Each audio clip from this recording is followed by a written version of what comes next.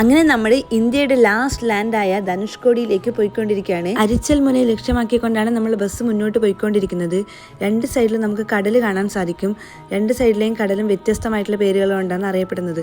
ഒന്ന് bay of ബംഗാളും ഒന്ന് ഇന്ത്യൻ ഓഷ്യനുമാണ്. ഒരു കാലത്ത് എല്ലാം കൊണ്ടും സമ്പന്നമായിരുന്ന വളരെ തിരക്കേറിയ ഒരു തുറമുഖ നഗരമായിരുന്ന ധനുഷ്കോടി ഇന്നീ കാണുന്ന തരത്തിലേക്ക് മാറിയതിന് പിന്നീടൊരു ചരിത്രം. 1964 ഡിസംബർ 22, 23 തീയതികളിലായി വീശിയടിച്ച കൊടുങ്കാറ്റ് ധനുഷ്കോടി നഗരത്തെ ആകെ ഇല്ലാണ്ടാക്കിക്കൊണ്ടാണ് പോയത്. 1800 പരം ആൾക്കാർ ഇവിടെ മരിക്കുകയും ആ ഒരു ഇൻസിഡന്റിന് ശേഷം തമിഴ്നാട് സർക്കാർ ഇതിനെ വാസയോഗ്യമല്ലാത്ത ഭൂമിയുടെ പട്ടികയിൽപ്പെടുത്തുകയും ഇവിടെ അവശേഷിച്ച ആൾക്കാരെ മാറ്റി താമസിപ്പിക്കുകയും ചെയ്തു. ഇപ്പം നമ്മൾ നോക്കിക്കൊണ്ടിരിക്കുക നമുക്ക് ചെറിയ ചെറിയ കുടിലുകളൊക്കെ കാണാൻ സാധിക്കും. അന്ന് പോയ ആൾക്കാരിൽ നിന്ന് ചില ആൾക്കാർ ഇവിടെ തിരികെ വന്ന് കുടിൽ കെട്ടി താമസിക്കുന്നുണ്ടെന്നാണ് കേട്ടത്. ഈ സ്ഥലത്തെ ആശ്രയിച്ചായിരിക്കാം അവരുടെ ഉപജീവന മാർഗം. മത്സ്യത്തൊഴിലാളികളുടെയോ ഇവിടെ കരകൗശല വസ്തുക്കൾ വിറ്റ് ജീവിക്കുന്ന സ്ത്രീകളുടെ കുടുംബങ്ങളോ ആവാം അത്.